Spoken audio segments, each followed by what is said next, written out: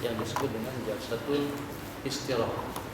Nah, orang yang tidak mengerti, yang tidak paham, yang tidak pernah belajar hadis, atau juga yang tidak pernah tahu ulasan hukum hakam di dalam kitab-kitab fikih, itu beranggapan tidak lebih daripada rekayasa, tambahan dan isyarat daripada bohong.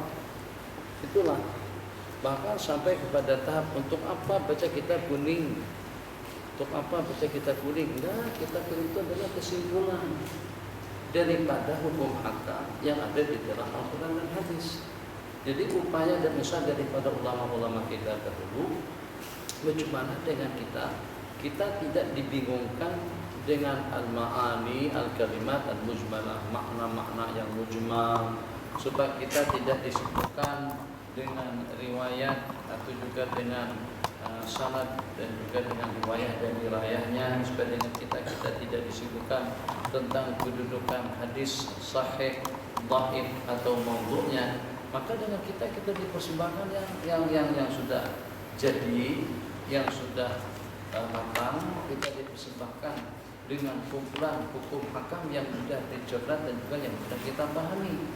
Jadi kalau kita memperhatikan itu, kalau kita membandingkan, ternyata tidak ada satu masalah yang dimasukkan di dalam kitab-kitab fikih, melainkan sumber hukum asal muasalnya daripada Al-Quran dan hadis, bukan daripada ijtihad pemohon. Ijtihad itu tidak lebih daripada untuk mengamat dan memantau, pertama kedudukan daripada hadis, yang kedua hukum hakam yang dapat diistinbat, yang dapat diambil daripada hadis-hadis yang berkenaan. Tapi hukum yang dilahirkan atau yang ditelurkan daripada hadis-hadis Rasulullah SAW itu mempunyai kedudukan atau juga mempunyai mizan sama saja dengan hadis-hadis yang diriwayatkan.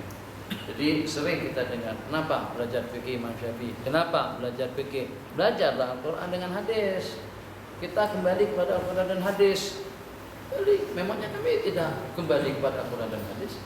Mungkin minta maaf dengan bahasanya, seseorang yang kalau hanya setakat membaca kitab hadis, seumpama katakan saja salah satunya kita ambil, sebutkanlah misalnya seperti dengan Sahih Bukhari, dengan seseorang yang membaca satu buah kitab seumpama Umdatus Salik, mungkin pengamatannya dengan hukum, kesesuaian amalan, tindak tanduk dan juga dengan perilakunya itu dengan Al-Quran dan juga dengan hadis akan lebih mantap atau mungkin lebih mantap daripada yang membaca kitab Sahih Bukhari tadi.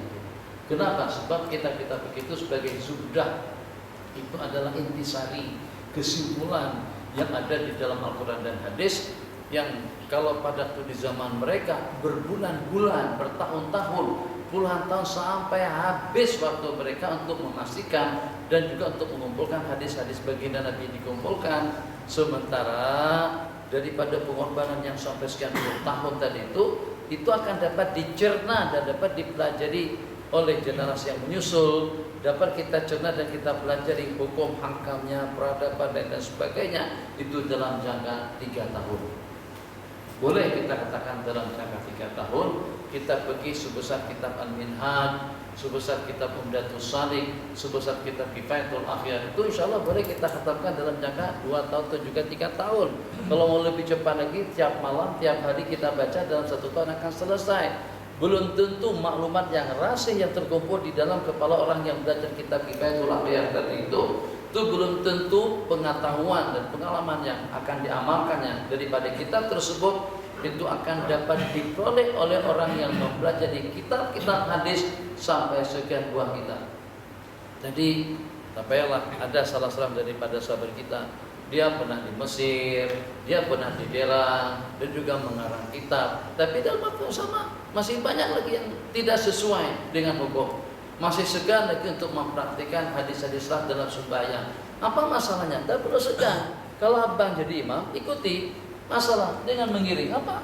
Tidak mesti kita mengiring begini kita harus pakai sorban, tidak mesti kita harus kiai besar, tidak mesti kita harus jadi maulana. Memang sunnahnya selepas kita salam ke kanan ke kiri, mazhab kita sunnahnya kita mengiring seperti itu. Kiri kita arah kiblat, kanan kita arah makmum, atau dengan kita menghadap makmum seperti ini. Ada dengan sebagian segan. Kenapa? Maka dengan kita segan untuk mendapatkan kebaikan, segan karena di belakang itu orang tua. Kalau segan karena di belakang ada orang tua, kenapa tampil ke depan menjadi imam? Kalau rasa segan, tak jadi imam. Kalau jadi imam, sempurnakan sembahyang mereka, hadapi mereka. Kenapa? Tengok di belakang, dah putih, dah janggutnya, janggut Habib Syekh, janggut, Masya Allah, tabarakallah. Ada orang-orang di belakang kita itu yang lebih tua, lebih dewasa, lebih pengalaman, lebih dengan segala-galanya. Sudah kita patut lagi kita belakangi macam ini hikmat. Hikmatnya disebut oleh Imam Ibnu Hajar di dalam kitab Fathul Bari.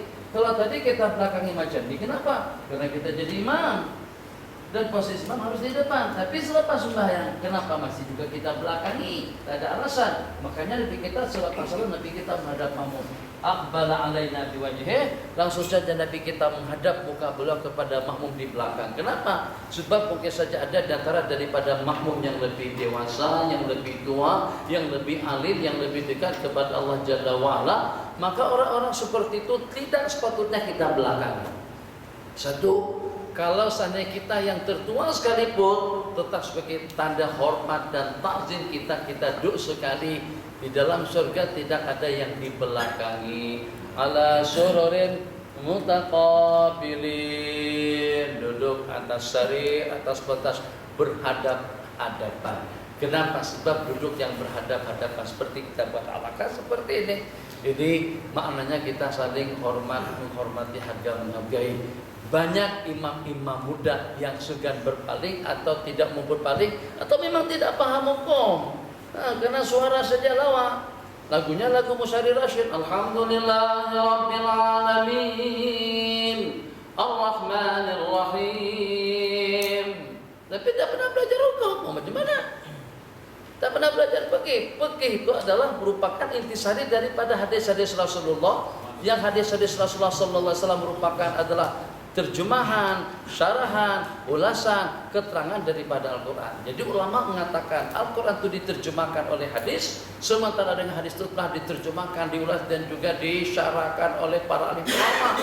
Ribuan satu macam kitab-kitab fikih dan juga syuruhul hadis itu pada hakikatnya untuk mengulas, mengeluarkan, mengistinbat, melahirkan, menelurkan rahasia-rahasia hukum yang terpandang di dalam hadis-hadis Rasulullah sallallahu alaihi wasallam. Apa yang kita sebut tadi itu kan orang-orang tua kita kalau pada itu bangkit daripada rakaat yang pertama, rakaat yang ganjil, daripada rakaat yang pertama atau daripada rakaat yang ketiga ke rakaat yang keempat, rakaat yang pertama ke rakaat yang kedua. Setelah bangkit daripada lam yakum, tidak bangkit daripada rakaat sujud atau daripada sujud yang kedua atau dari rakaat yang pertama untuk menuju ke rakaat yang kedua, melainkan hatta yastawiya qa'idan, melainkan setelah tegak duduk baru berdiri. Bangkit dari sujud, Allah. Jadi jangan disambung. Allah itu masih belum lagi. Jadi ada istiwa. Duduk tegak sekejap baru bangkit. Bangkit dan sujud kedua, Allahu Akbar. Itu namanya jalsatul istirahat. Dikira itu tambahan daripada fuqaha. Tidak. Hadisnya riwayat Imam Bukhari. Rakaat yang pertama naik ke rakaat yang kedua, rakaat yang ketiga naik ke rakaat yang pertama. Qala hatta yastawi, sampai Nabi kita duduk tegak, duduk lurus, baru Nabi kita bangkit. Nah, pada saat balik daripada India, Pakistan, Bangladesh lagi, dalam mazhab Hanafi tidak ada jalsatul istirahat. Kata mereka Nabi kita duduk macam tu karena badan Nabi kita dah naik. Karena badan Nabi kita dah naik, jadi Nabi kita tak leluasa bangkit langsung. Jadi bangkit langsung begini macam tu tak boleh. Kenapa? Nah, badan Nabi kita sudah naik. Itu kalau seandainya pada waktu di Madinah saja. Tapi kalau pada waktu di Mekah juga Nabi kita bangkit semacam itu, berarti bukan karena masalah badan. Begitu juga dengan bertolak dengan kedua belah tangan. Itu diriwayatkan dalam beberapa buah hadis. Besar tak besar, gendut tak gendut, berat tak berat, buncit tak buncit, tetap saja dengan kita goda tangan bertolak. Ini begini, Allah. Nah, Hanafi ke lutut, ke paha, Allah, berangkat macam tu. Kita kemana? Kita bertolak daripada hadapan. Nyaman jadinya. Yang walaupun kita cerdas, kita anak-anak muda, karena masih muda juga. Karena tadi yang muda pun masih muda lagi. Banding dengan yang tua-tua lebih muda lah. Kita kan karena masih merasa muda, naik ke mana? Bangkit daripada sujud kedua kah atau bangkit daripada tasyahud kah? Allah. Itu kan kita tak beranjak. Bahasa saya beranjak, tak menolak. Apa bahasa kita? Tak menongkat. Oke lah, tak menongkat. Tak menongkat. Ungkat bukan begini. Jadi langsung berdiri aja. Boleh. Ini masih muda lagi lah. Boleh. Kalau orang tua tak boleh macam tu, orang tua pasal. Jadi ada pendapat mengatakan Nabi kita menolak macam tu atau letak di hadapan itu disebabkan karena badan Nabi kita berat. Nabi kita pada awalnya ya tidak juga langsing. Tapi badan Nabi kita itu seperti apa? Perut buncit, itu sudah beda dengan perut kita. Perut kita besar, kolesterol banyak. Nabi kita dada lebar. Itu pemain-pemain tinju, pemain-pemain gusti, itu sini naik, sini naik, bahu besar, ramping ke bawah. Kita besar di bawah, ramping ke atas. Iyalah. Saban malam kambing macam mana kolesterol tidak naik? Itu salah siapa sebenarnya? Sama-sama salah lah. Menyajikan salah, yang makan pun juga salah. Tapi katanya makan kambing itu sunat karena Nabi kita suka makan kambing. Makanya itu Nabi kita diracunin orang gara-gara kena kambing. Qala hatta istawiya qa'idan wa an Sa'd bin Sa'd bin Sa'idi radhiyallahu ta'ala qala kana nasu yu'maruna, orang ramai diperintahkan ayyadha ar-rajulul yadal yumna, seorang laki-laki diperintahkan untuk meletakkan tangan kanan ala dhira'ihi, ke atas lengan tangan kirinya bis sholati. Di sini tidak ada keterangan tempat, hanya yang penting kanan letakkan atas yang kiri. Dhira' ini lengan.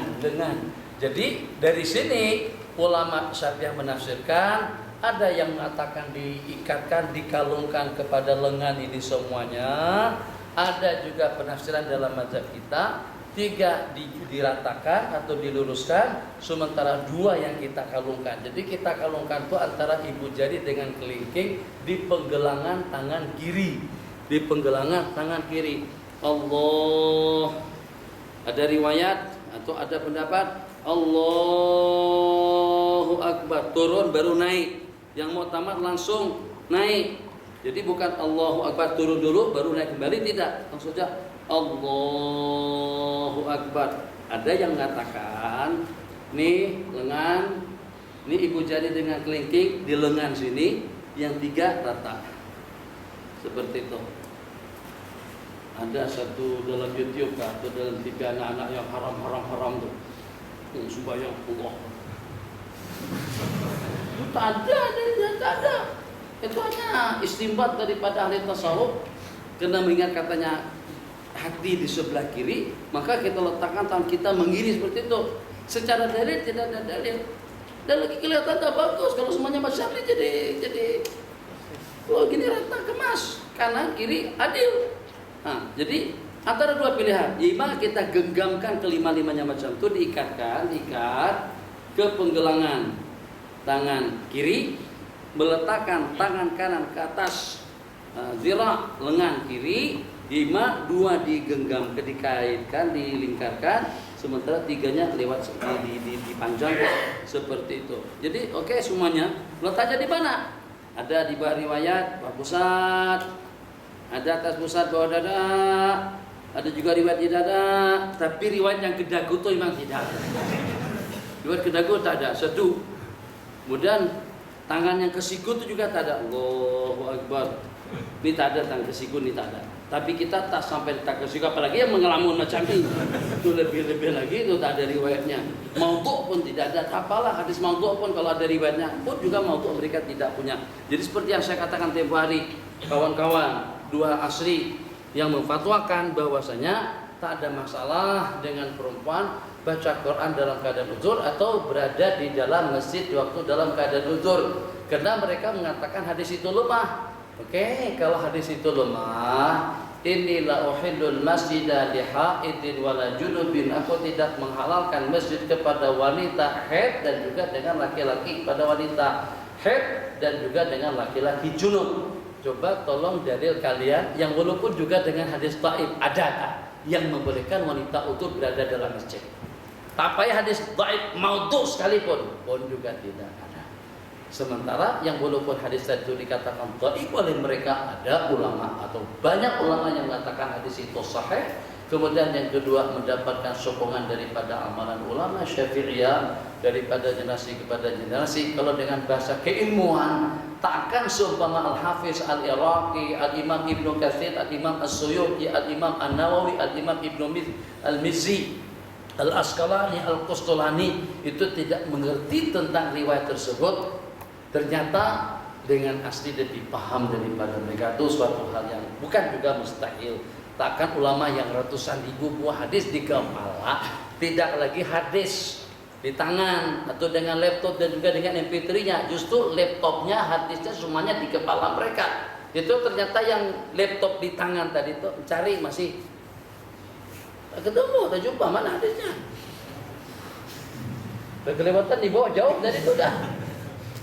Mereka tak payah baca itu, langsung ingat ya dengan riwayatnya, dengan sanad-sanadnya lagi diriwayatkan. Coba tengok supaya paham. Allah, ini boleh menampung dalam berapa ribu buah hadis? 1.000? Boleh? 10.000? Hah? Tak boleh? 10.000? Bolak-balik, mundar mandir. Omongin bahasanya. Lo ngapain ngaji tiap malam? Bolak-balik tempat kiai ngapain? Kalau nggak dicatat, kalau nggak ditulis, kalau nggak ada catatan buat apaan? Buang-buang waktu. Mendingan nganggur, mendingan tinggal di rumah. Imam Bukhari sabar. Itu orang Jakarta mengaji zaman Imam Bukhari. Jadi, oke lah, sabar. Diomongin, diucapin, diperkatakan dengan ucapan semacam itu. Ya ada in-nya, itu bahasa Jakarta. Ngapain lo di situ? Kenapa kamu ada di sana? Lo tuh sama dengan hang. Kasar bahasanya. Itu biasanya anak muda saja guna bahasa seperti itu. Sama dengan awak, bahasa kita awak, atau dengan hang. Dipa.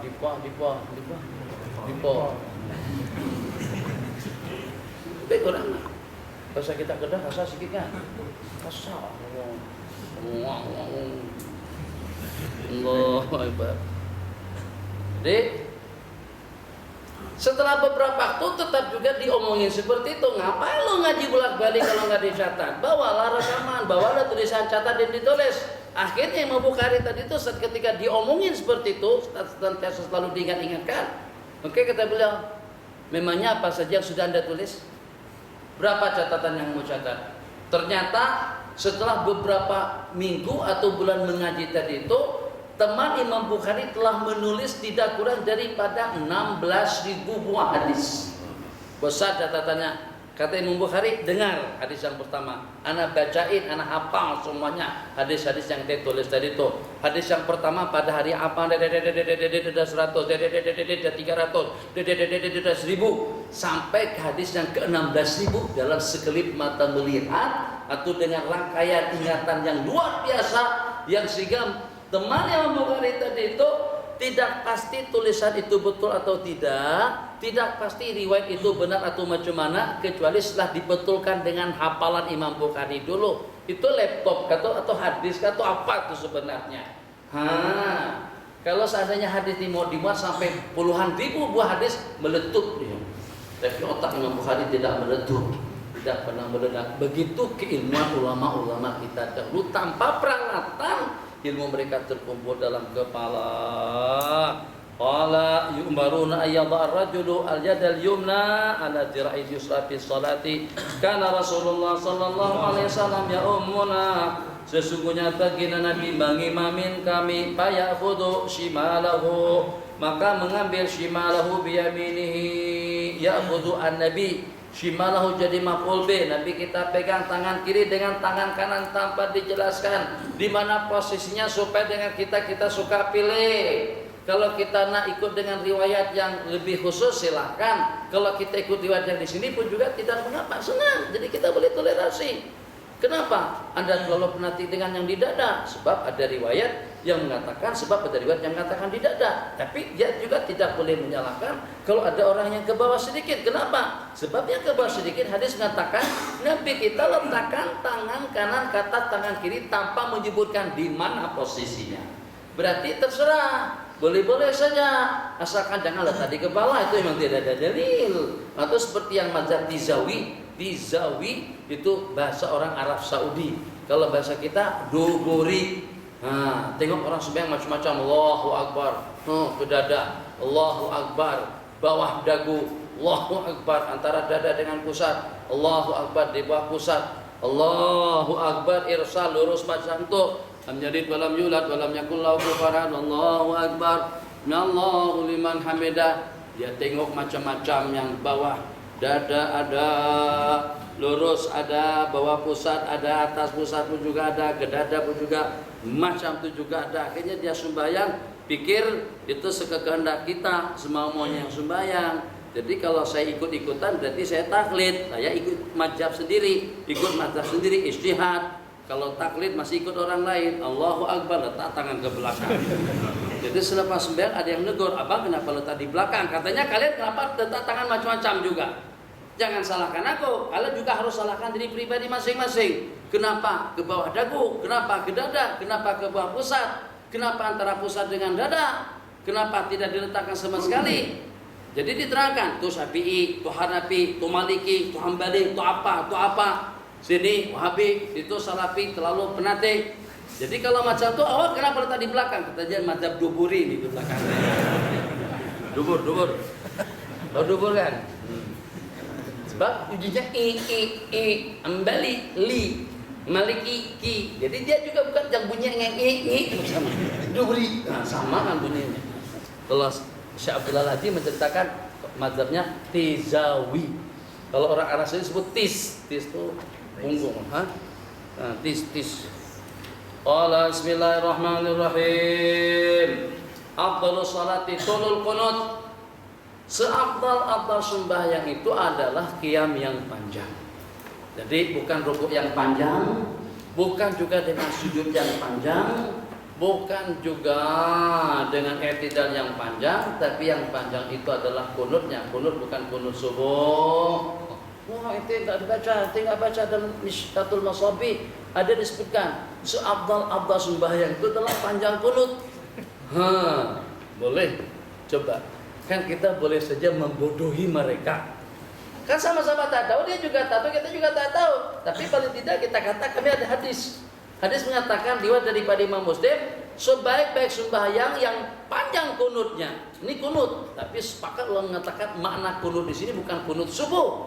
Kunut di situ adalah berdirinya bacaan surah selepas Fatihah. Tulul kunut bermakna tulul qiyam.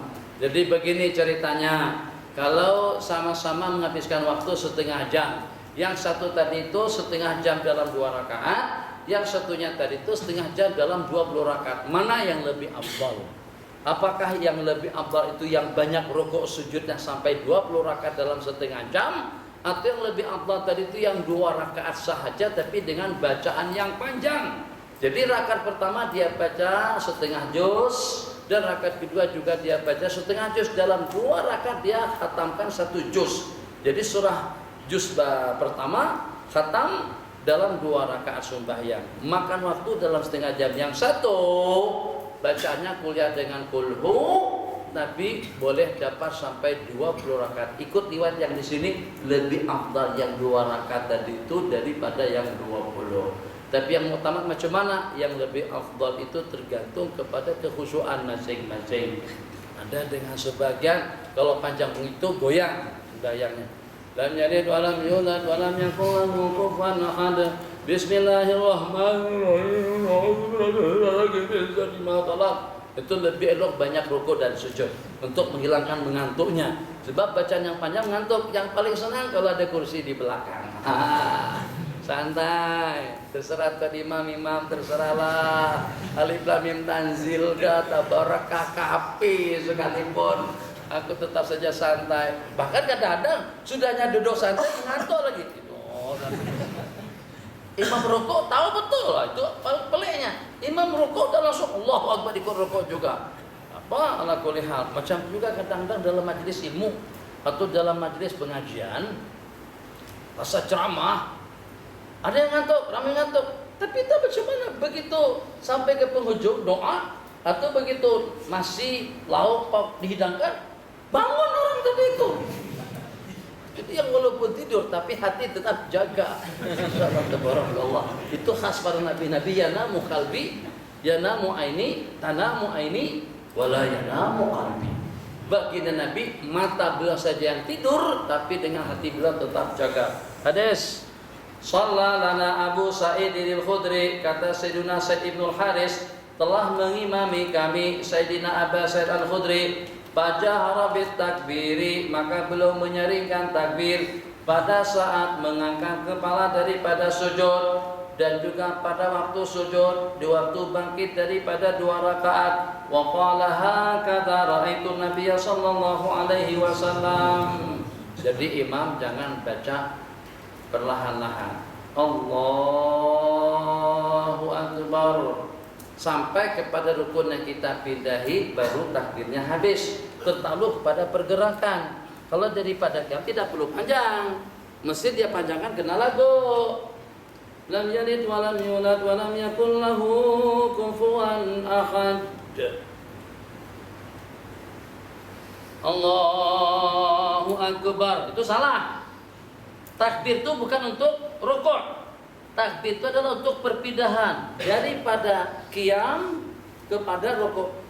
Jadi tadi macam ni, nak rukuk Allahu akbar, dah rukuk dah. Ada sebagian santai aja, setelah sampai ke bawah baru takbir. Subhana rabbiyal azim. Allahumma lakal qa'tu dengan doa yang panjang. Sami Allahu liman hamidah. Allah itu tidak menepati sunnah. Ada perjalanan yang lepas daripada zikir. Jadi kita ibadah itu bersambung. Yang walaupun ada pergerakan kita yang jauh daripada qiyam kepada sujud itu jauh, tapi tersambung dengan takbirnya. Makanya takbir disebut dengan takbiratul intiqalat. Takbir perpindahan itu sunat kita panjangkan. Allahu akbar. I'tidalnya juga sami Allahu liman hamidah. Allah. Kecuali di Mesir. Mesir memang budaya di Mesir, dia senang suaranya lawa, cantik dan jelas. Maka kadang-kadang mikrofon yang bergantung itu tak ada, yang ada yang di pinggir. Di pinggir. Kalau Syekh Jibril dia turunkan. Syekh Jibril dia tarik, dia baca macam ni. Alhamdulillahirabbil alamin, arrahmanir rahim. Lagunya bukan yang itu, lagunya beda. Penting baiknya dia angkat dulu. Jadi kalau dia kalau mesin mau rukuk, kena mic di sini, corongnya di sini. Allahu akbar. Sami Allahu liman hamidah. Betul. Dari mana tahu? Saya tengok. Kenapa tengok? Saya masbuk. Saya masbuk. Kalau tak masbuk ada boleh tengok orang macam tu. Memang kurang. Saya masih tua, anak muda lagi. Saya pergi ke Mesir umur 23-an, tapi udah kawin. Umur 23 udah kawin. Oh, jadi masa sebenarnya Mesir Sayyidina Husain. Makanya saya hafal lagu Syekh Ahmad Farhat. Istaqimu wa'tadilu. Atimu saffal al-awwal wa thumma alladhi yali fa in kana naqsun falyakun bis-saffil muakhkhar. Al-qiblatu ila al-yamini qalila. Allahu akbar. Betul lah. Betul lah. 80% lebih kurangkan. Kalau 100 tak. Alhamdulillahi rabbil alamin. Ar-rahmanir rahim. Maliki yaumiddin. Iyyaka na'budu wa iyyaka nasta'in. Ada kawan kita namanya Ustaz Muhammad. Waktu dia jadi imam mazhab tuh ketawa makmum di belakang. Dia kalau bahasa kita orang asam lah. Memang cari pasal dia dengan kawan-kawan. Dia pada masa menonton, minta maaf lah yang pernah di Mesir. Kan kita stay muda, pengen juga mau tahu sinema itu macam mana, panggung wayang itu macam mana. Takkan di kampung tak tahu panggung wayang. Di kampung tak boleh nonton karena ada orang tua, suka malu. Yang paling masalah dulu-dulu tuh kata anak cigu-cigu kaki menonton juga. Tapi dahulu film-film India tuh dari pukul 11 malam sampai ke pukul 2. Yang paling teruk, yang paling masalah saat ketika lampu menyala ternyata ada murid di samping. Innalillahi wa inna ilaihi raji'un. Kita sama-sama tutup mulut. Awak jangan bocorkan masalahku. Aku juga tidak akan bawa ke sekolah besok hari. Kalau tak kamu akan kena rotan atau juga akan kena sanksi. Jadi kata murid, oke lah cikgu, kita sama-sama nyimpan rahasia. Jadi pada masa nonton film India tidak kawan kita ada itu. Mesir kalau musim panas film 2. Satu film Eropa, yang kedua film Arab. 1 pound saja, 1 pound Mesir kira-kira dalam 5 sen saja satu kali nonton.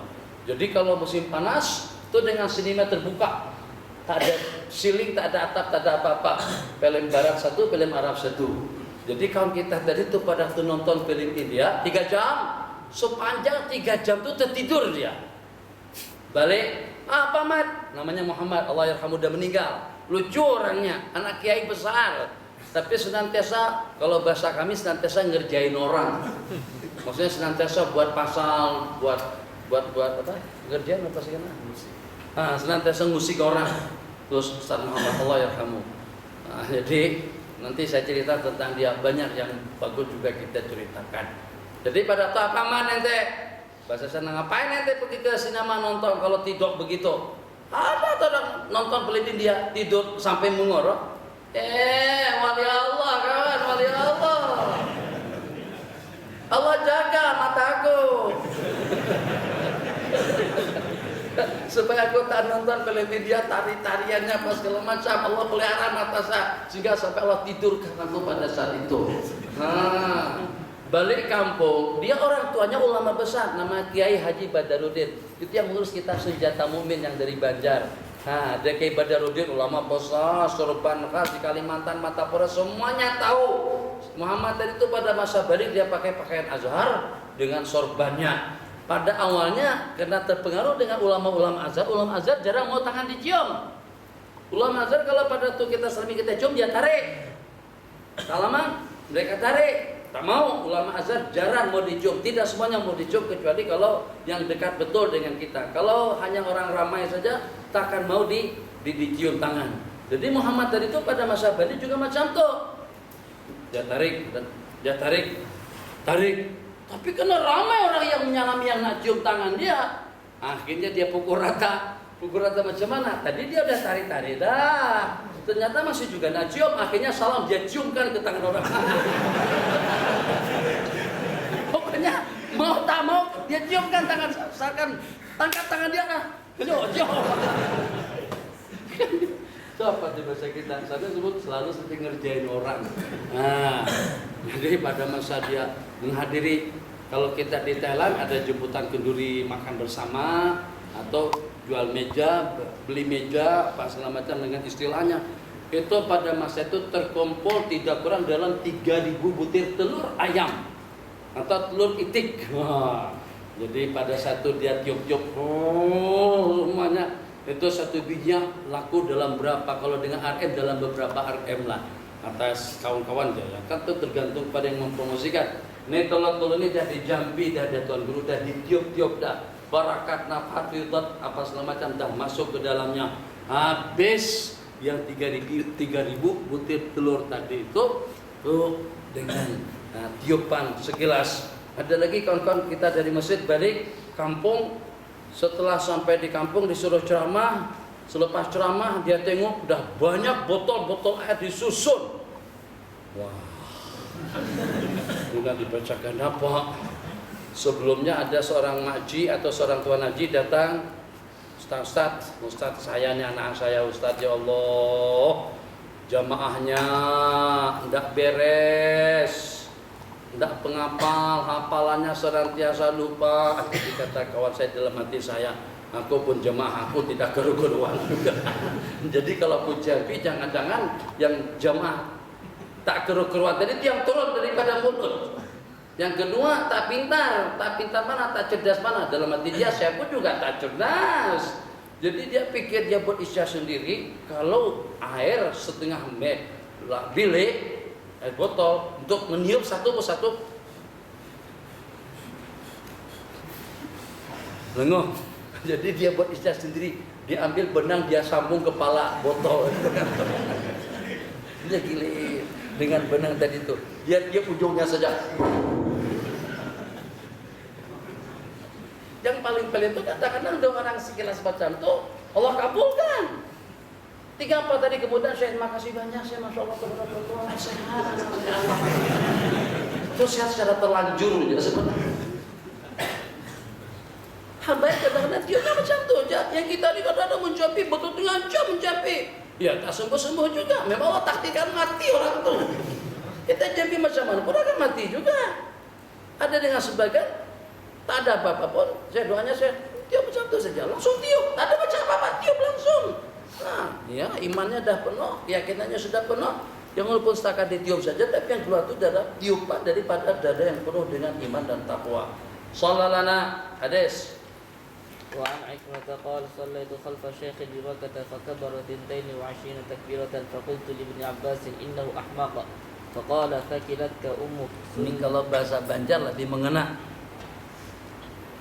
Sayyidina Ikrimah bercerita, Sayyidina Ikrimah adalah salah satu daripada ulama tafsir. Seangkatan beliau itu seperti Imam Mujahid, Sayyidina Sa'id Ibn Jubair, ketiga-tiganya itu menjadi murid kepada Sayyidina Abdullah Ibn Abbas. Apa kata beliau? Sayyidina Ikrimah ini bercerita depan tu guru, Sayyidina Abdullah Ibn Abbas. Guru, ada apa? Tadi dalam YouTube, ingat YouTube. Ada seorang kiai di Madura kawin 10 orang, istrinya 10. Coba nanti tengok. Tuh belum tengok lagi kan? Nah, kalian cari itu. Udah tengok dah. Kiai disebut kiai lagi. Dengan penuh bangganya kiai tadi itu mengatakan, "Kiai istrinya berapa, guys? Kiai istrinya berapa?" 10 kata kiai, 10. Kemudian ditayangkan atau juga dipajangkan satu persatu daripada istri-istri beliau, daripada yang pertama sampai kepada yang ke-10. Yang satu siapa? Yang kedua siapa? Angkat tangan. Masya Allah, 10 orang istri dalam waktu yang sama. Saya kira dah mati yang itu, cerai dengan itu, terus kawin lagi, sehingga total semuanya jadi 10. Tidak, terkumpul ke-10-nya. Itu ikut mazhabnya siapa? Ikut mazhab Masna 2, 2, 4, Wasulasa 3, 3, 6, Waruba'a 4, 4, 8. Berarti sampai pada 18. Itu istimbat yang tidak betul. Sebab Tankihu ma ta'balakum itu khitab kepada orang ramai, 2, 3, sampai 4 tidak, berarti itu semuanya dihimpunkan. Alhasil, gimana dengan kita itu dengan satu YouTube yang lain juga bahasa Arab, dialog antara pasangan 2 laki istri. Bu Haji, ya ada apa-apa? Ini tak singgung siapa-siapa, tak nak kongsikan apa-apa, cuma setakat nak komen tentang yang dimasukkan di situ dan cantik perbualannya. Bu Haji, ada apa-apa? Sekedar mau nanya, ibu punya anak berapa? Jadi kata ibu banyak, anak saya dalam 10-an tidak kurang, laki-laki dan perempuan. Jadi sejumlah sekian banyak anak-anak ibu sayang, cinta sama semuanya. Ya tentu ibu alhamdulillah semuanya bu, iya semuanya. Kok bisa begitu? Macam mana boleh seperti itu? Sebab hati ibu boleh merangkumi mereka semuanya dengan rasa kasih sayang. Jadi pada saat itu, ketika dengan ibu tadi itu memberikan jawaban demikian, maka Tuan Haji tadi itu langsung senyum. Sebab hati ibu boleh mencintai mereka semuanya. Oh, kalau begitu, ibu juga harus mengerti. Saat ketika bapak punya istri 4, hati bapak pun juga boleh merangkumi mereka semuanya. Itu modal untuk kawin lebih daripada 1. Kenapa? Sebab hati ibu boleh menyayangi semua anak. Jadi insya Allah hati suami pun juga boleh menyayangi keempat orang istri, jangan haram. Wala bismillahirrahmanirrahim. Gimana kejadiannya? Sayyidina Ikrimah bercerita, aku sembahyang di belakang seorang syekh di Mekah. Syekh tadi itu dalam sembahyangnya takbir tidak kurang daripada 22 kali. Jadi kata saya kepada Sayyidina Abdul Abbas, bodoh banget orang tua itu. Bodoh banget orang tua itu.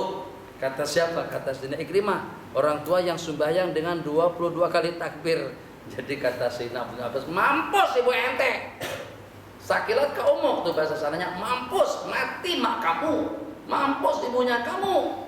Wala sunnatu Abil Qasim, itu justru yang kau katakan bodoh tadi itu sunnahnya Rasulullah SAW. Kita hitung, Allahu Akbar. Untuk sembahyang subuh saja berapa kali? Yang subuh, Allahu Akbar, Allahu Akbar. Allahu Akbar, sujud. Allahu Akbar, bangkit. Allahu Akbar, sujud yang kedua. Allahu Akbar, rakaat yang kedua. Rukuk, Allahu Akbar, sami Allahu akbar. Allahu Akbar, sujud. Allahu Akbar, duduk antara dua sujud. Allahu Akbar, sujud yang kedua. Allahu Akbar, sujud untuk tasyahud. 11 kali takbir untuk sembahyang subuh, berarti akan menjadi 22 kali takbir untuk sembahyang yang 4 rakaat. Naam. Qala وعن علي بن حسين موسى قال كان رسول الله صلى الله عليه وسلم يكبر في الصلاة كلما خفض ورفع. Tiap kali Nabi kita menundukkan kepala dan pada tiap kali Nabi kita mengangkatnya. Nabi kita takbir pada tiap nunduk dan naik, pada tiap turun dan naik, kecuali pada waktu i'tidal. Asal cerita daripada i'tidal itu adalah Sayyidina Abu Bakar Siddiq yang tidak pernah masbuk, tidak pernah ketinggalan rakaat. Yang pada suatu ketika disebabkan karena tetamu, disebabkan karena apa saja, pada waktu dengan beliau sampai ke masjid, Nabi kita sedang rukuk. Nabi kita sedang rukuk, dikejar oleh Sayyidina Abu Bakar.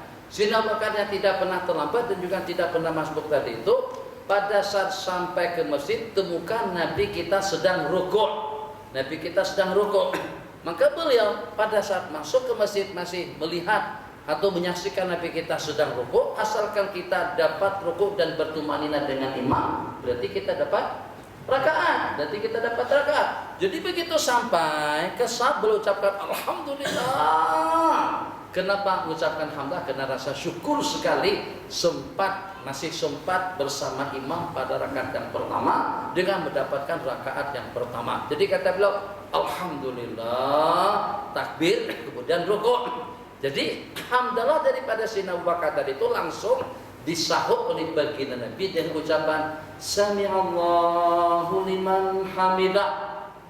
Ini bukan cerita istri dua. Nanti kita ceritakan ceritanya. Mesti ada yang tak pernah dengar cerita itu. Apalah diulang-ulang supaya lekat. Sebab benda-benda macam itu kuat ingatan kita. Kalau hadis yang tadi itu udah lupa lagi. Cita-cita macam itu lalu ingat saja, lalu terekam dalam ingatan. Jadi Sami'allahu liman hamidah, sami'a makna taqabbala. Allah telah menerima sanjungan dan pujian orang yang memuji. Siapa yang memuji tadi itu? Sayyidina Abu Bakar Siddiq radhiyallahu ta'ala anhu. Jadi bagaimana dengan kita? Dengan kita kan kita tadi baca Fatihah. Pada waktu itu kita mohon bimbinglah kami kepada jalan yang lurus, jalan yang telah kau berikan kepada para nabi-nabi dan rasul, bukan jalannya orang Yahudi dan Nasrani. Waladhdallin. Makanya kita aminkan, Nabi kita ikut mengaminkan. Malaikat yang tidak ada kena-mengena dengan ibadah kita pun juga ikut mengaminkan. Kenapa? Karena doa itu memang mustahak untuk diaminkan. Makanya itu kita budayakan, dan sulit untuk kita budayakan di tempat kita. Jadi kalau pemudaannya seperti di Mesir itu memang paling seronok jadi imam di Mesir. Yang walaupun kita baca pelan-pelan, lagunya tak mantap mana, tak cantik mana. Bismillahirrahmanirrahim. Alhamdulillahirabbil alamin. Arrahmanirrahim. Maliki yaumiddin. Walaupun salah-salah bacanya, Maliki yaumiddin. iyyaka na'budu wa iyyaka nasta'in ihdinas siratal mustaqim siratal ladzina an'amta 'alaihim ghairil maghdubi 'alaihim waladdallin. Amin. Oh, puas kita. Semuanya mengaminkan di belakang. Yang walaupun Fatihah kita tak lawak mana, tapi takbir daripada makmum besar di belakang cukup kuat. Begitu juga pada waktu kita baca kunut Allahumma dina bim amin wa afina biman amin tolatim amin. Itu hanya di Mesir. Jadi di Mesir lebih sesuai dengan sunnah yang pada saat Nabi kita di Masjid Nabawi, beliau baca Fatihah, Nabi kita aminkan Fatihah beliau dengan amin dengan suara yang keras dan juga diikuti oleh makmum di belakang. Waladdallin amin. Selepas kita berdoa, terus kita baca surah seakan-akan surah itu adalah sebagai, jangan dimainkan band. Kan band sudah saya tegur. Itu namanya abas. Dalam pengajian abas. Kalau belum, buka kitab Makanatul Ilm Adabut Ta'lim oleh Imam Az-Zarqani, Az-Zurjani, Imam Az-Zarnuji. Baca itu macam mana Adabut Ta'lim. Di antaranya mencabuti janggut, cabut bulu ketiak, buang karak hidung, atau pen dimain-mainkan, itu semuanya perkara sia-sia dalam pengajian. Jangan diulang kembali. Jadi baca surah seakan-akan itu penutup. Nah, biasanya orang yang meminta dan memohon mesti akan menundukkan kepala, angguk-angguk di depan Tuanku atau Tuhan yang di pertuan agung. Maka tuh gambarannya pada waktu kita sembahyang Allahu Akbar, seakan-akan dengan kita tadi itu setelah meminta dan memohon, kita pun menundukkan kepala di hadapan Allah. Kabulkan ya Allah, perkenankan ya Allah, terimalah ya Allah, kasihanilah ya Allah. Seakan-akan jawabannya daripada Allah. Udah, bangkit. Jadi permintaanmu sudah didengar, maka dengan kita ucapkan Sami Allahu liman hamidah, Allah telah mendengar doa, rintihan dan permintaanmu. Karena tadi itu sudah didengar, Allah telah mendengar permintaanmu, rintihan hatimu, keluhanmu, harapanmu. Maka sambutannya dengan ucapan Rabbana walakal hamd. Ya Allah, hanya bagimulah segala puja dan puji. Kita sahut. Selepas permintaan kita tadi itu dikabulkan dan kita sudah bersyukur. Orang yang bersyukur pastinya akan sujud syukur. Jadi setelah kita i'tidal, masa kita bangkit Sami Allah liman hamidah, seakan-akan Allah berkata, angkat, aku dah kabulkan permintaanmu. Jadi kita kata terima kasih ya Allah, alhamdulillah, Sami Allah liman hamidah. Salah boleh. Naik gitu. Sami Allah liman hamidah rabbana lakal hamdu. Nah, karena dengan rasa syukur kita tadi itu, maka kita pun sujud Allahu Akbar. Sujud kenapa? Seakan-akan mensyukuri nikmat yang dengan permintaan kita telah dikabulkan oleh Allah Jalla wa Ala. Qala kana Rasulullah sallallahu alaihi wasallam yukabbiru fi salati kullama khafada wa rafa'a falam tazal. Maka macam itulah sembahyangnya baginda Nabi sampai Nabi kita meninggal atau wafat kembali kepada Allah Jalla wa Ala. Qala lana Ibnu Mas'ud. Coba tengok, dan kita harus memiliki jiwa semacam ini. Jadi nanti Ustaz Hazri, Ustaz semuanya tidak yang terkecuali. Mungkin kita dengan anak, mungkin kita dengan cucu, mungkin kita dengan masyarakat. Jangan merasa kedekut untuk kita mengongsikan pengalaman yang kita miliki, khususnya praktek dalam sembahyang. Tengok Sayyidina Abdullah bin Mas'ud, riwayat yang semacam ini banyak. Daripada Sayyidina Abdullah bin Mas'ud dengan Sayyidina Utsman bin Affan, dengan Sayyidina Ali bin Abi Thalib, dengan Sayyidina Umar, semuanya nak memperagakan wudu bagi Nabi dan juga dengan sembahyang dulu. Memperagakan, paham? Memperagakan atau menunjukkan, menunjukkan, memperlihatkan bagaimana pergerakan sembahyang bagi Nabi. Sebab kalau hanya dengan teori saja mungkin masih belum jelas, tapi pada saat dipraktekkan langsung, maka kita akan lebih jelas dan juga akan lebih mengerti tentang tata cara pelaksanaan sembahyang yang sempurna. Jadi orang tak minta. Ini inisiatif daripada Sayyidina Abdullah bin Mas'ud. Ala inginkah, maukah kalian aku pertontonkan sembahyangnya baginda Nabi? Ala usalli bikum salata Rasulillah sallallahu alaihi wasallam. Inginkah kalian aku melaksanakan sembahyang sebagaimana dengan sembahyangnya baginda Nabi? Terus beliau sembahyang mengimami mereka atau sembahyang di hadapan mereka. Fasallah. Riwayat yang di sini falam yarfa yadaihi, Nabi kita tidak mengangkat tangan beliau kecuali satu kali pada takbiratul iftitah sahaja, karena Ibnu Mas'ud yang pertama dengan baginda Ali yang kedua itu ilmu mereka hadis-hadis dan juga dengan riwayat mereka tuh banyak diambil oleh warga Kufah. Makanya hadis riwayat daripada Ibnu Umar yang di Madinah itu tidak diambil oleh ulama Hanafiyah. Ya, yang walaupun dikatakan sejumlah tidak kurang daripada 1.500 sahabat yang berhijrah ke Kufah, tapi tetap saja jumlah bilangannya tidak sebanyak sahabat Nabi kita yang di Madinah. Yang meninggal di Madinah saja tidak kurang daripada dalam 10.000 orang. Jadi kemungkinan tadi riwayat yang tadi kan 4 tempat, takbir angkat tangan, rukuk angkat tangan, i'tidal angkat tangan, bangkit daripada tasyahud awal hadis yang kemarin malam. Riwayat yang di sini kata Sayyidina Abdullah bin Mas'ud, inginkah aku perlihatkan kalian sembahyangnya baginda Nabi? Bagaimana? Ternyata beliau hanya angkat takbir pada rakaat yang pertama atau pada takbiratul ihram saja. Ini diambil oleh ulama Hanafiyah. Tapi hadisnya tidak sekuat hadis yang diriwayatkan sebelumnya. Nah, terakhir. وعن أبي هريرة رضي الله عنه قال صلى بنا رسول الله صلى الله عليه وسلم الظهر وفي مؤخر الصفوف رجل فأساء الصلاة فلما سلم ناداه رسول الله صلى الله عليه وسلم يا فلان ألا تتق الله ألا ترى كيف تصلي إنكم ترون أنهم يخفى علي شيء مما تصنعون والله إني لأرى من خلفي كما أرى من بين يدي. قال صلى بنا رسول الله صلى الله عليه وسلم الظهر. Nabi kita mengimami kami melaksanakan sembahyang zuhur, mengimami para sahabat.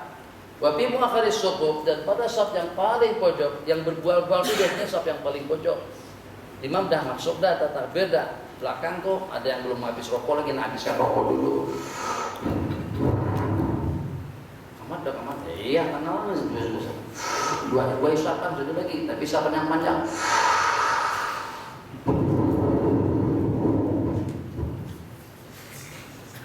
Bibir kata bibir. Asap udah masuk kembali ke lubang hidung. Sedap ya. Katanya yang paling sedap rokok itu dalam tandas. Yang pernah merokok paling sedap katanya merokok dalam tandas sambil buang air besar. Jadi satu yang paling nikmat merokok selepas makan, yang kedua pada aku sedang buang air besar di dalam tandas. Semua rempah-rempah, semua apa masuk bawah atas keluar, gabung kombinasi antara udara dengan cuaca. Barakallah. Atau yang bual-bual biasanya yang di belakang yang terakhir sekali takbirnya. Apalagi kalau tarawih dekat-dekat lam yalid wa lam yulad, Allahu akbar ikut rukuk dengan imam. Tak boleh. Cuma nina dapat 4 rakaat. Pernah ngaji kan? Tak pernah ngaji kan? Maksudnya yang mengaji tentu tahu, asalkan dapat rukuk dan tumakninahnya dengan imam berarti dia sudah dapat rakaat. Tapi taklah tiap rakaat macam tuh. Kesian kalau kita menumpang terus dengan imam. Kesian beban imam jadi berat. Nih imam sudah jadi imam, tanggung jawabnya berat, tambah memikulkan Fatihah makmum yang masbuk di belakang tadi itu. Syukur-syukur kalau seandainya masih boleh naik lagi. Kalau tak boleh merangkak macam mana? Itu logiknya begitu. Allah tak adalah macam tu imam macam mana pun. Kalau semuanya masbuk di belakang, yang walaupun imamnya takas satu dan memang harus satu, nah, itu tetap saja Fatihahnya akan ditanggungkan oleh imam untuk mereka semuanya. Sembahyang zuhur di belakang, seorang laki-laki asal-asalan, sembahyangnya tak keru-keruan. Ingat tasbih masa kanak-kanak. Sekanak-kanak lah. Anak-anak yang benar kanak-kanak bukan seperti sekarang. Allahu Akbar. Kalau kita ada kawan samping, kadang-kadang sakit kok. Supaya dia tak bagi kawan, boleh selesa itu waktu berdiri. Kalau pada tu rukuk seperti tadi, dalam pada rukuk ada tengok. Itu mana asa itu umum lah, maksudnya buat nyata betul atau melakukan satu kesalahan dalam sembahyang. Yang mana? Yang paling belakang sekali. Yang paling belakang sekali. Kalau pada tu sujud, kadang-kadang dia angkat sikunya ke dada kawan. Jadi kawannya itu tersangkut dadanya di sini. Kadang-kadang pada tasyahud kaki digerakkan. Ini yang ini nih. Tak tahu menahu kaki gerak. Jadi dia pun geli. Geli apa geli? Bahasa sini geli. Geli juga. Jangan.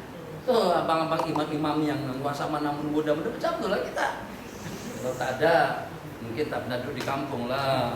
Mungkin agak modern dan zaman sekarang. Kalau dulu-dulu macam tu, kadang-kadang sembahyang pun wudunya tak sempurna, hanya setakat basuh muka aja. Bayang, udah. Maksudnya wudu ya untuk basuh muka lah. Dan sembahyang, orang tu pun tak tahu. Nanti sembahyang zuhur asar maghrib isya kadang-kadang di jamaah takhir kali 5-nya.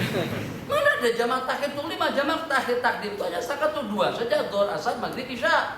Kalau ke 5-5-nya qadaan, malaikat pun terasa pelik.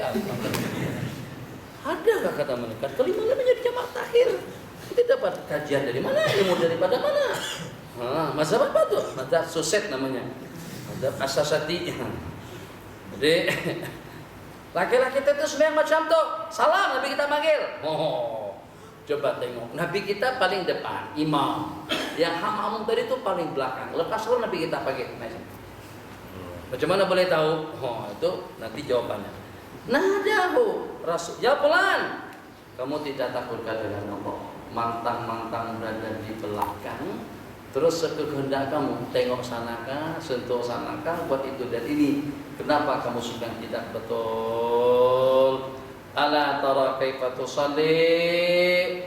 Apakah Anda tidak tahu bagaimana cara sembahyang yang benar? Innakum tarawna annahu yakhfa alayya syai'un mimma tasnaun? Apakah kalian itu beranggapan taraun daripada ru'ya, daripada ra'i? Innakum tarawun, kalian itu beranggapan bahwasanya yakhfa alayya tersembunyi keadaan kalian yang di belakang aku. Kalian menganggap macam tu kan? Kalian anggap yang di belakang aku tu tersembunyi dan aku tidak tahu. Enggak. Sedikit pun tidak ada yang terrahasia, sedikit pun tidak ada yang tersembunyi dan yang terrahasia tentang gerak-gerik kalian di belakang aku. Aku melihat kalian daripada hadapanku, aku melihat kalian daripada belakangku, sebagaimana aku melihat kalian yang ada di hadapanku. Itu khususiat Nabi. Jadi kita tak payahlah ikut-ikutan. Tuh ada yang tak betul terus sembahyang tuh di belakang tuh. Ya memang ada, mesti ada. Jadi ada kiai-kiai kadang-kadang pada masa pengajian yang Yahanana katakan. Yahanana tuh nyanyian iblis, nyanyian jahiliyah. Enak saja, senang saja katakan orang nyanyian jahiliyah. Kalau tuh nyanyian jahiliyah, tampar, tumbuk saja langsung. Kenapa? Itulah ada orang jahiliyah. Apa balasannya? Itu kasidah namanya, menyanjung memuji baginda, bukan nyanyian jahiliyah. Awak tak ngaji kan? Kalau tak ngaji, tak payah komen. Kalau ngaji, senyap saja. Teruskan baca sampai habis. Jangan komen semacam itu. Jangan katakan, kan orang Melayu tidak paham. Yang bukan kasidah dikatakan, yang bukan salawat dikatakan salawat. Yang bukan zikir dikatakan zikir. Siapa yang mengatakan itu salawat pada permulaannya? Permulaannya itulah dambaan hati, rasa seronok, rasa syukur kita atas nikmat yang Allah bagikan. Itu yang pertama. Kemudian yang keduanya, di tengah-tengahnya ada salawat atau di penghujungnya. Selain juga ada luahan terima kasih kita. Dzalika fadlu minallah. Allah itu sudah zikir lah tuh. Maka Allah juga tidak termasuk zikir.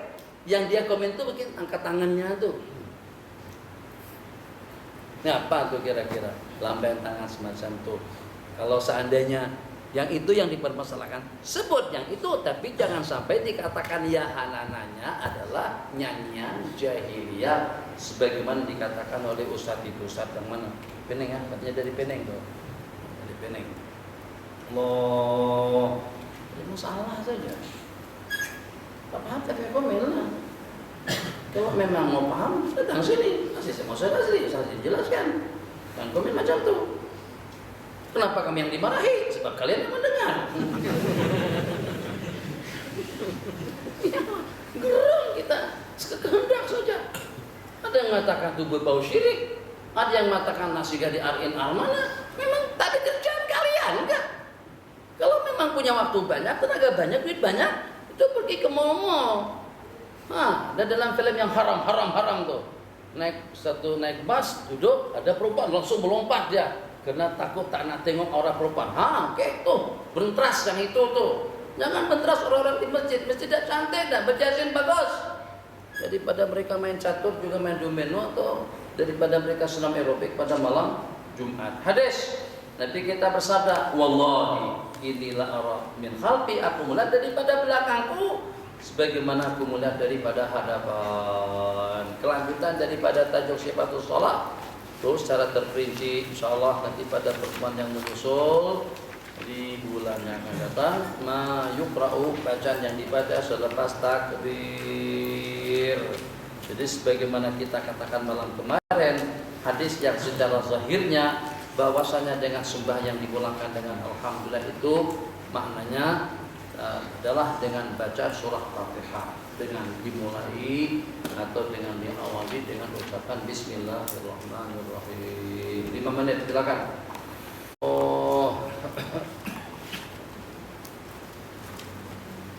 Ahmad Aziz, kalau suami istri di rumah jangan coba-coba duduk di samping, bahaya. Kalau istri tua tak apa, tapi kalau sama-sama muda baru kawin istri duduk di samping, tak khusus sembahyang kita. Rukuk tersenggol, tersentuh. Sami'allahu liman hamidah.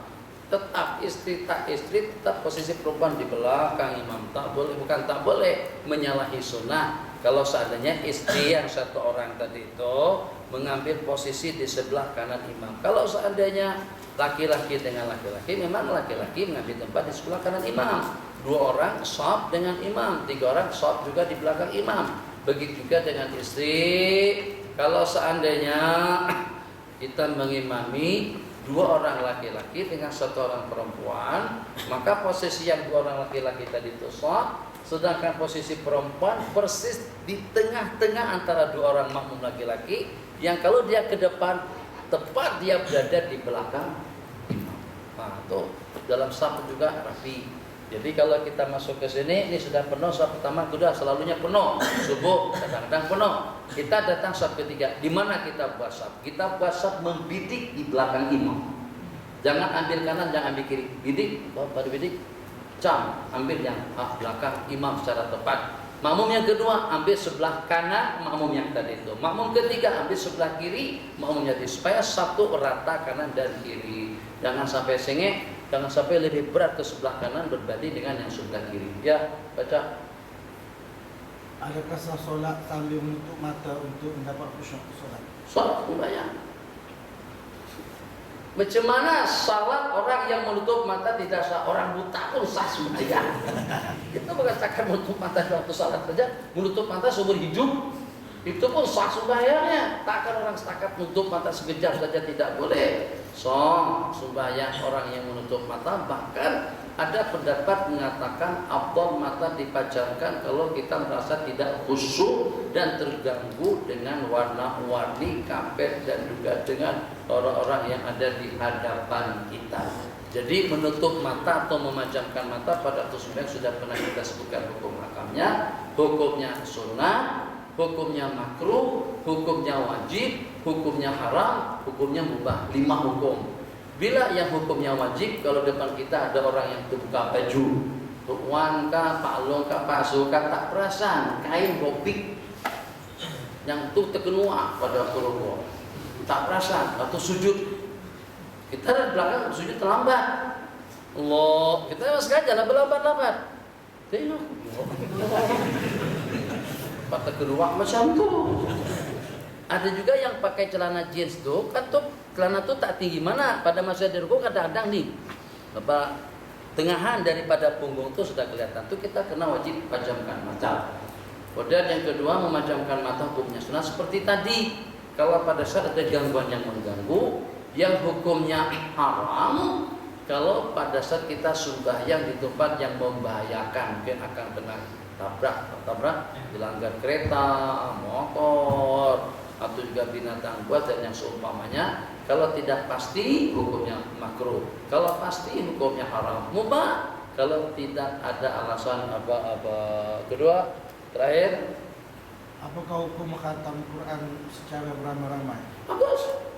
Sayyidina Anas bin Malik, Sayyidina Abdullah ibn Abbas, kalau pada tiap kalau ada tengok orang sedang baca Quran mesti beliau datangi. Kata beliau, Pak Ji, Palu, Pasu, Pate, jangan lupa nanti pada masa khataman tolong bagi tahu aku. Sebab dalam sebuah riwayat atau asar doa diijabahkan Allah pada masa khataman Al-Quran. Kalau dengan Sayyidina Anas bin Malik radhiyallahu taala pada masa menghatamkan Al-Quran, anak, cucu, sisi rumah, sisi keluarga semuanya itu akan dipanggil untuk sama-sama menghatamkan Al-Quran. Jadi menghatamkan Al-Quran baik membacanya secara bergiliran atau penghataman daripada suatu orang saja, menghadiri majlis penghataman Al-Quran itu hukumnya sunnah. Rabbana atina fid dunya hasanah wa fil akhirati hasanah wa qina adzabannar. Innana bika ma'al iman ya azizu ya ghafar. Allahumma barik lana fima razaqtana wa qina adzabannar. Bismillah wa ala barakatillah. Amin. Walhamdulillahi rabbil alamin. Doanya sini, makannya di sana.